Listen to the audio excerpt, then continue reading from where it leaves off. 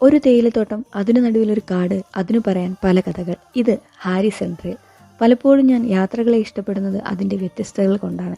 ഈ യാത്രയ്ക്കും പുതിയ പുതിയ കാഴ്ചകളെയും അറിവുകളെയും എന്നിലേക്ക് എത്തിക്കാൻ സാധിച്ചു. ചേരമ്പാടിയിൽ നിന്നായിരുന്നു ഈ ട്രക്കിംഗ് ആരംഭിച്ചത്. അതായത് കേരള തമിഴ്നാട് അതിർത്തിയിൽ സുൽത്താൻ ബത്തേരി ഊട്ടി റോഡിൽ നിന്ന്. ഇത് വെൻഡുവർത്ത് എന്ന തേയിലത്തോട്ടം. തെന്നിന്ത്യയിലെ ഏറ്റവും വലിയ പ്ലാന്റേഷൻ കമ്പനിയായ ഹാരിസൺ മലയാളം എന്ന കമ്പനിയുടെ പേരുള്ളതാണ് ഈ തേയിലത്തോട്ടം.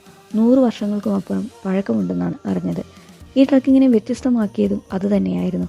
ആദ്യമായാണ് ഒരു ട്രക്കിംഗ് എന്നെ സംബന്ധിച്ച് തേയിലത്തോട്ടത്തിലൂടെ ആരംഭിക്കുന്നത്. പച്ച പുതച്ച് നീണ്ടു നിവർന്നു കിടക്കുന്ന ഈ തേയിലത്തോട്ടത്തിൻ്റെ നടുവിലൂടെ ഒരു പുഴ ഒഴുകുന്നുണ്ടെന്ന് പറഞ്ഞാൽ നിങ്ങൾ വിശ്വസിക്കുമോ?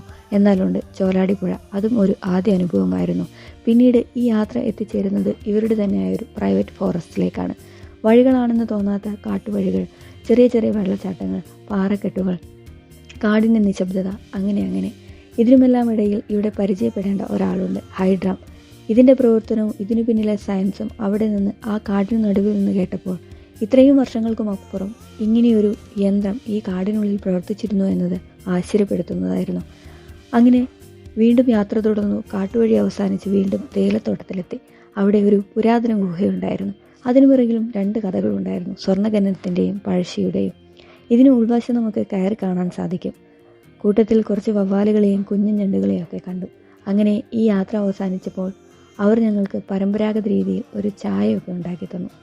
അങ്ങനെ അതും കുടിച്ച് കഥകളും പുതിയ പുതിയ അനുഭവങ്ങളും ഒക്കെ പങ്കുവെച്ച് ഞങ്ങൾ പിരിഞ്ഞു. ഇനിയൊരു യാത്രയിൽ വീണ്ടും കാണാമെന്ന പ്രതീക്ഷയിൽ.